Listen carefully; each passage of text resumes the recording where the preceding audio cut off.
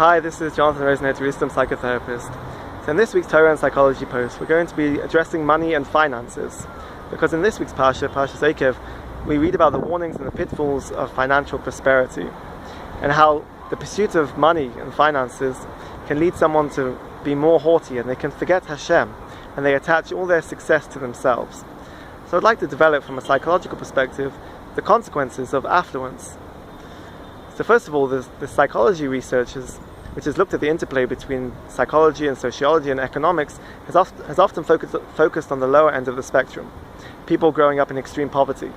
But more recently, the focus has also been on the higher end of the spectrum. And logic would dictate that these people should be happier.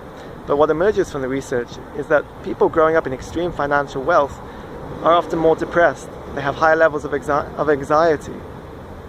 And this can lead to substance abuse.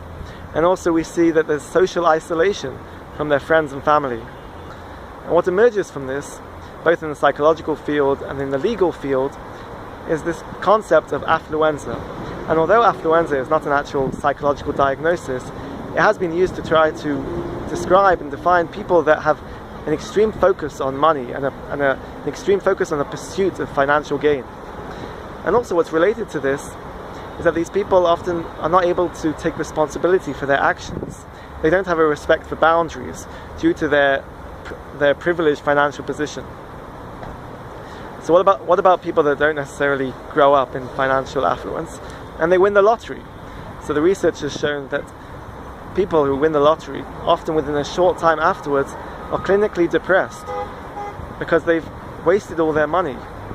The extreme change in their life demanded from them a drastic response in order to cope with the change in their life, and they didn't have the means to do this. They didn't have the means to cope with the financial windfall that they suddenly got, and they spend all their money very quickly, they waste it, and they end up feeling very depressed. So it requires a good level of financial management when you do win the lottery in order to remain a certain level of stability in your life. So how does one avoid the pitfalls of financial prosperity and not fall into its trappings?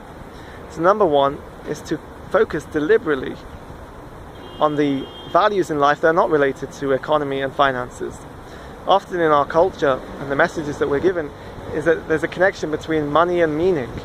We have to try to break this connection, to focus on what is actually more worthwhile in our life beyond money and finances. Number two is to reduce the immediacy in our life. Often affluence can give this feeling that everything has to be now, immediate gain.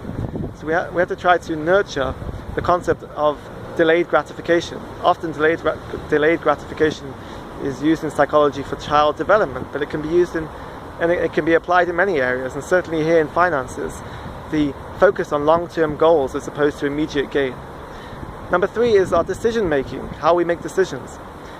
In economy, research has shown that people often use fast cognitive processing as opposed to slow cognitive processing. They make quick decisions, quick, immediate, automatic decisions, and we should try to take our time and engage in the more slower and deliberate cognitive processing in our decision making. And also in marketing, the research has shown that people use more shallow level processing in relation to marketing. They see what's in front of their eyes and make a decision based on that. But it's important to try to take a more deeper level and a more deeper, more meaningful level of processing in relation to marketing. And this will help our decision making. Okay, so I wish you good Shabbos, and I hope you keep well.